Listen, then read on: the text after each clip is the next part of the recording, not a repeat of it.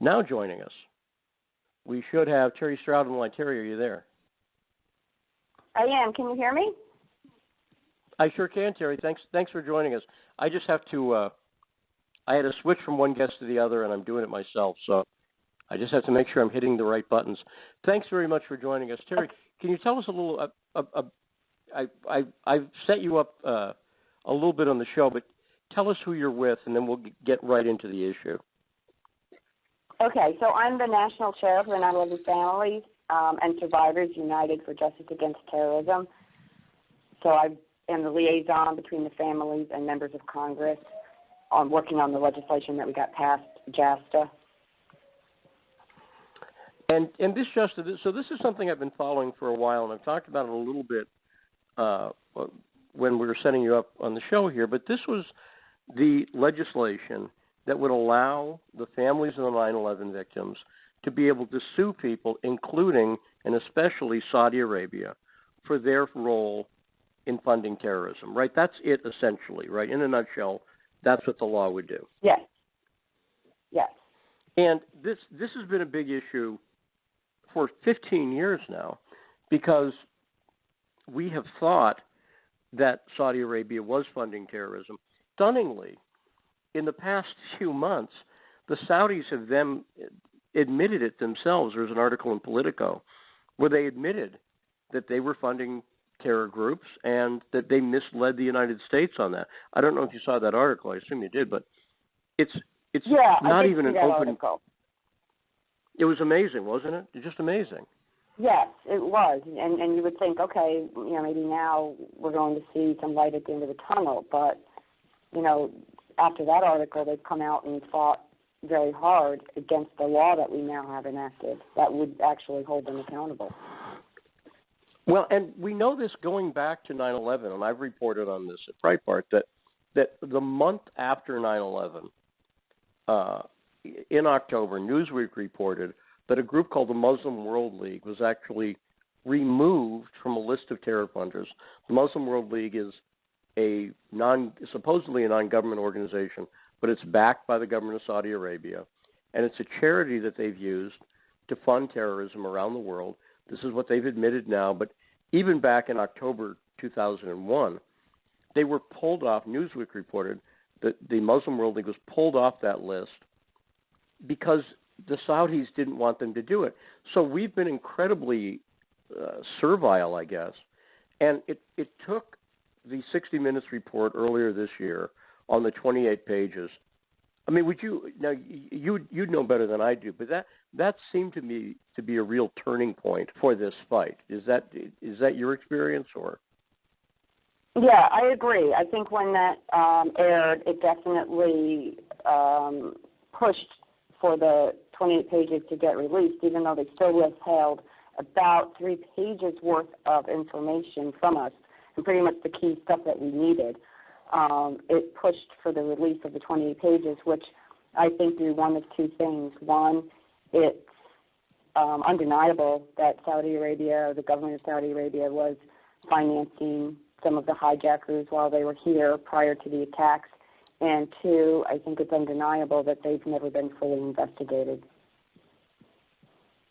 No, and they haven't been. And again, I think it's because of the outsized influence that Saudi Arabia has had on this whole process. Right. It's been, when people look at it, I think the thing the 28 pages report did also was it reminded people that there was this unfinished business. I don't know how else to put it. That there is this, not everything was tied up. It's very, very easy for people to think of 9/11 as something, look, it was 15 years ago. It's history at this point. And not to realize that this is still very much a live issue for a lot of members of the family. And then we had both houses of Congress passed this JASTA law. The president vetoed it. Then historically, because it was the first time they'd overturned a presidential veto, they got the law through. And so finally, how long have you been involved? I mean, have you been involved in this issue? I've been involved with this for 4 years now for JASTA and for the 28 pages as well. But I got involved 4 years ago, and have worked very closely with Congress. You know, we got it passed without objection out of the Senate Judiciary Committee twice, and then we got it passed unanimously in the Senate in 2014, but it was very late in the session, so it basically died on the vine. And we brought it back in 2015 in the 114th Congress, and it took a little bit of time because it was being properly vetted, you know, although so many people say this bill was rushed. It was not rushed. After it came out of the Senate Judiciary Committee again, it was sent over to the House. They had it for 4 months, and they held 2 hearings on the bill, one in the Judiciary Committee in their civil law and subcommittee on civil law, the Constitution and civil law. And then they held another hearing on it in a subcommittee in foreign affairs on terrorism. And both committees were favorable to JASTA. And after that happened, the families just started to really engage with Congress on pushing the bill forward and putting it on the calendar for a vote. And once that happened, and we had the success that we had there, JASTA's had success every time it's ever been voted on. And then it was finally passed, and, you know, yeah, he vetoed it, but we came back 97-1 in the Senate and 344, I think, to 77 in the House. It was very, very rewarding for the families. Yeah, I mean, that's those are big margins. Those are, you don't see those kind of margins usually on a bill like that. No, it was overwhelming. And then to come back, yeah, overwhelming, and then to come back. And was the veto surprising at that point for the families? No, we were in Washington, D.C. the week before, you know, lobbying for it and meeting with members of Congress. And we were being told in all of the offices that we visited that we had the votes. You know, nobody, clearly in the Senate, nobody voted no. Every office we went into, they said, you know, we're voting yes, and from what we understand, all the votes are there. You're going to be fine. You're going to override the veto. And in the House, we had you know, the same optimism. We left on a Thursday at 5 o'clock. Oh, sorry. Turn that off. Then there was, you know, one, I think, I don't remember which congressman it was, started to, you know, say a few things that maybe, you know, we needed to take a little bit more time with the bill. But it didn't hold, you know. Nobody said, okay. They still felt that the bill was vetted. It had come through judiciary without any, you know, more changes. They worked everything out. I mean, the bill had been negotiated with the State Department and with, you know, chairman of several committees, and finally it was just time, you know. It was just time. It had been 15 years. It was time to vote on the bill. And so now what's happened with John McCain and Lindsey Graham? Because really, reading your release about this, it just seems like it's not only the term that was used in the press release was stabbed in the back, but it doesn't just seem like stabbed in the back. It seems like it's a really sneaky thing. In other words, they're not just coming out and saying, "Oh, we don't really want to do this bill," that they're trying to sort of weasel their way into taking out the heart of the bill. Is that the way that your group feels about this? Yeah, exactly. That's exactly what they were doing. You know, they were trying to put something on, you know, the omnibus bill or on our defense authorization bill. You know, they were just trying to sneak something in that would definitely turn everything around. And it's the defense that the Saudis want to use, you know, this discretionary function. You know, they want to be able to say, and they actually have used it in the past, they want to be able to say that, as we said earlier, that, yeah, we gave money to terrorist organizations. Like, we're not going to deny it. But what they did with it isn't our fault. And that's just simply not true. You give to a terrorist organization, you know that their intention is to carry out terrorist attacks. It most certainly is your responsibility. Well, and so what happened? What's the history of this? How did this come up, and who's behind it? I'm sorry, can you say that again? Sure. Yeah. How how has this come up? So you had the big victory. You overrode the veto. JASTA was seemed like you were home free. And so how has this developed? What's been happening? And who's behind it? Like we've talked about McCain and Graham. Well, Are they really the Saudis people? have hired, I think, 14 lobby firms and PR firms in the Washington, D.C. area, and they're spending upwards of $1.3 million a month to try and change our law that we've already enacted. So they have this very strong lobbying presence in Washington, D.C., and, you know, their economic warfare is always one of their threats. They threaten to not work with us any longer to fight ISIS. You know, they're empty threats. I mean, clearly the economic one, they would financially ruin themselves and we would barely be affected. As far as the fight on ISIS goes, they need us more than we need them. So I don't see where that would ever come to fruition either. They're desperate to not be held accountable for the 9/11 attacks. And so they are using every tool they have, which is pressuring people. You know, the lobby firms are filled with people that used to work in Congress. So you've got people saying, you know, do me a solid. I've taken this on, and I need you to help me, you know, help the Saudis. And once in a while, you know, the relationships are very deeply embedded and tangled, and you'll see people like Senators McCain and Graham kind of start to say, okay, you know, we'll see what we can do for you, the lobbying firm, as opposed to sticking with the original vote that they voted yes when it passed out of the Senate. I mean, Senator Graham was an original co-sponsor on the bill when it was introduced 7 years ago. He's been on the bill ever since.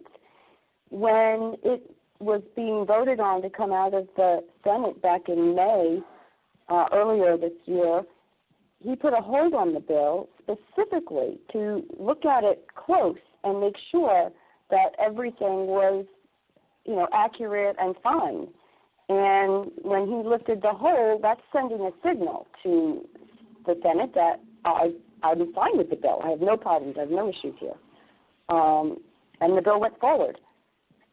So to come around now and try to do this, you know, will be very, very upsetting to the families, and we'll do everything we can to continue working with all of the really good people in Washington, D.C. that have stood by our side and supported the bill, our sponsors and our co-sponsors, and the body of the Congress that supported the bill when they voted yes.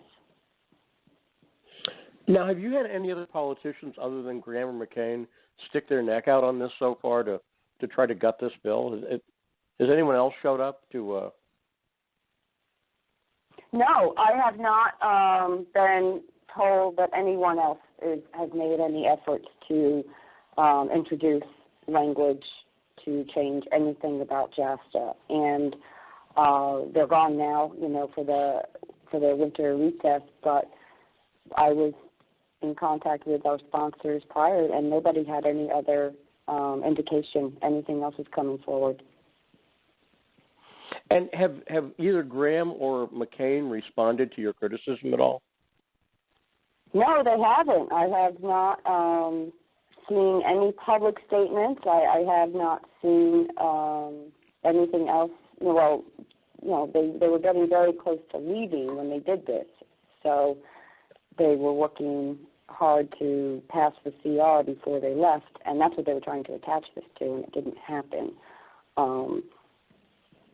But no, I haven't heard anything from them.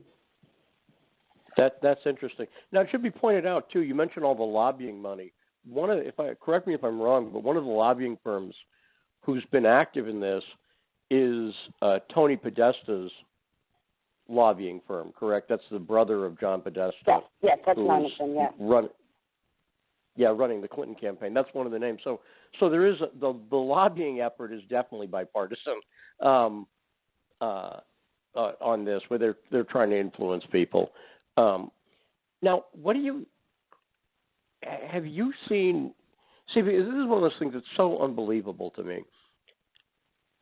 you almost can't believe that it seems like such a bad, even a public relations move on the part of the Saudis. But I don't see. I thought when I saw the 28 pages report, and when I saw that JASTA had passed, I thought that this would become a bigger issue in the presidential campaign. But boy, the media does not seem to have really. They've given a lot more attention to a lot of other issues that I think are less important and significant. I mean, how do you guys feel about the media coverage you've gotten? Am I wrong in thinking? It runs hot and cold. But once we started getting the momentum and this bill was going, straight through, or so it seemed. I mean, we hit a bump with the veto, but we came back strong. The media really didn't touch it, really didn't want to, other than publicize that his veto was overridden, they didn't really get into why it was overridden and what a success it was that we could now hold any nation accountable, if they finance or aid and abet a terrorist attack on U.S. soil, and how important this is going forward for our national security, that we now have this as a tool, in our arsenal against our fight on terrorism. I mean, international terrorism is not going away, that if we can hold the financiers accountable and, if they understand now that there's a serious consequence to your actions, we hope in the long run we'll be stemming the flow of money that goes to these terrorist organizations that continue to vow to kill and destroy us. I mean, JASTA is really an incredible, anti-terrorism bill, to deter future attacks against us, and also giving the families the justice that we deserve. The pain and the suffering of what happened on 9/11 never goes away for my family or any of the families. Everybody suffers, if not daily, every holiday, every up, every down, our lives are bittersweet and they'll never be the same, and we don't want to see any other families, have to suffer the way our families have. And of course, unfortunately, we know that the Saudi funding did not just end at 9/11. They did not learn a lesson and go, "Oops, well, we won't do that again." They've continued to fund these groups and to try to promote this ideology, which they have excuses for it now. But as you say, you don't want to happen to other families. Unfortunately, it has, because they continue to be funding these groups, and in fact, we've seen a resurgence of Al Qaeda and other groups. We've seen an actual resurgence of them. So it's probably because they weren't held accountable, I think.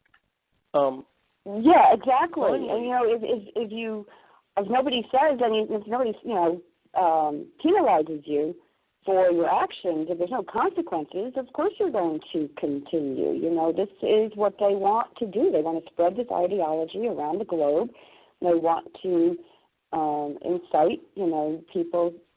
Even a lone wolf can be stopped if JASTA is effective and starts to stem the flow of money, because they will not have the ability to recruit like they do now. And that's really what the families hope for in the long run, that we will see the tide turn, and that Saudi Arabia, who is the biggest funder, will stop funding designated terrorist organizations. And if they don't stop it completely, they're going to stop, we hope, on a very large scale and really make a difference.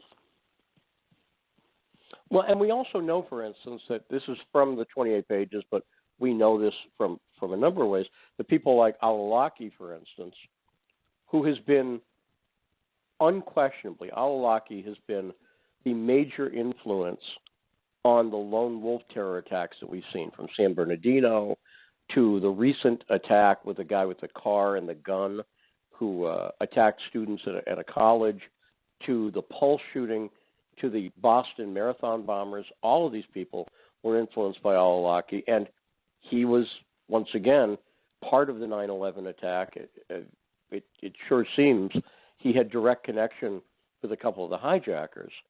And he was an imam at these mosques and had gone over to Yemen and was working at a school for terrorists, basically, in Yemen, that was run by a guy who's with the Muslim World League, who was a major part of that Saudi-backed organization that they used to fund terror. And so, like you mentioned, these lone wolf attacks, they're lone wolf attacks in that they're one person doing them or two people doing them.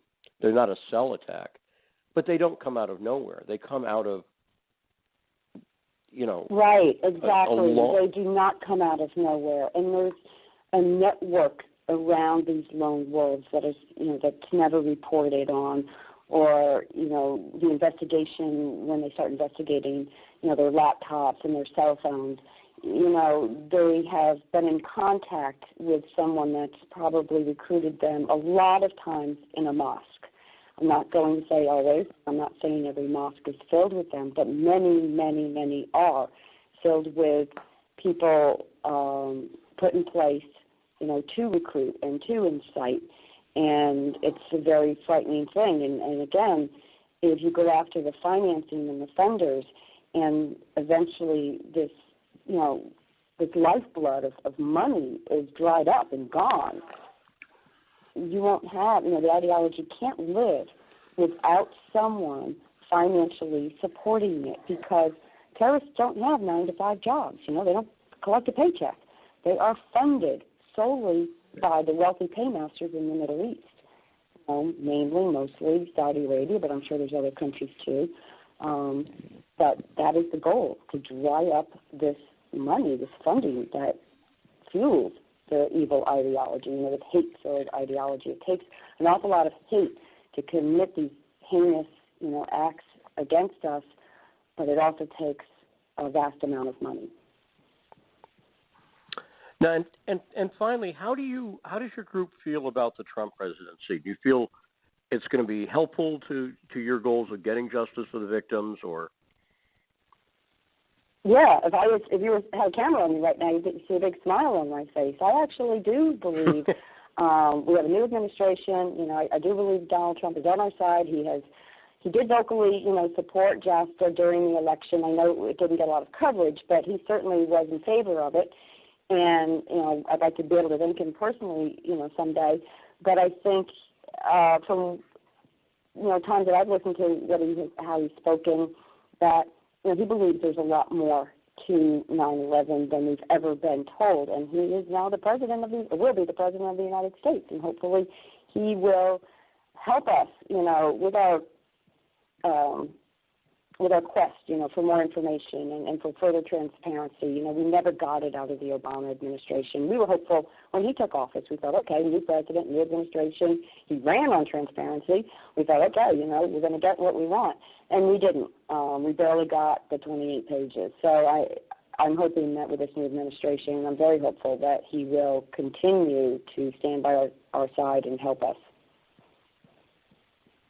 That's great. And maybe you'll get those other pages in the 28 pages too, because I do think it is such a major issue, and I think unfortunately, as you say, once it was obvious that the JASTA bill was successful, the media just shut up about it. It was the same thing with the 28 pages. I couldn't believe they were released on a Friday, and by Monday there was no talk about them whatsoever that I could see in the media. There was very, very little discussion of what had happened when the 28 pages came out, and it was like it had never happened at all. But we keep hearing week after week about these Russian hackers supposedly, and I would like to hear a little bit more about the Saudi Arabians and the role they may have played in the election, the role they've played certainly in trying to block this bill. So I really appreciate the effort from you guys on this.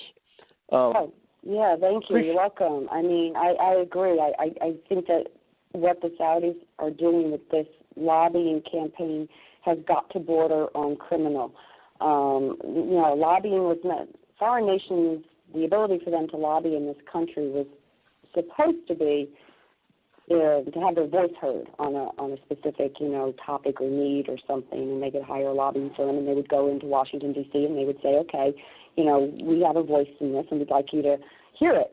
But what they've done by hiring nearly 14 and 1.3 million, it's been blackmail, threats, strong arming.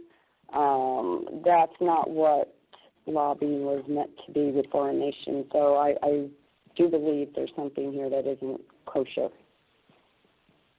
Well, and finally, let me just ask you one more thing. Let's just keep it practical. What can people do if they want to make a difference on this? What can people do?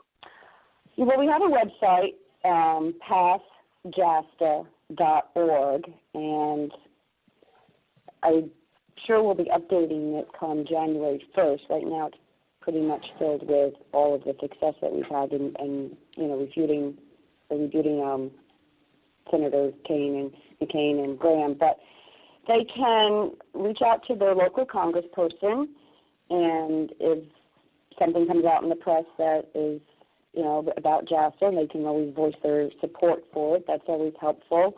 They can write op-eds or letters to the editor in favor once they go on the website if they feel that they've educated themselves enough to understand the need for this. I mean, our national security really is at risk here if we don't do something like this and hold these financiers accountable.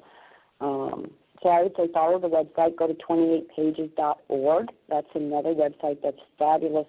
And he also has places where you can, write. We put up sample letters and we give people, how to do it and how to reach their congressperson and how to reach their senator. And they can then say it in any way they like. And do you think people should be putting pressure on McCain and Graham as well?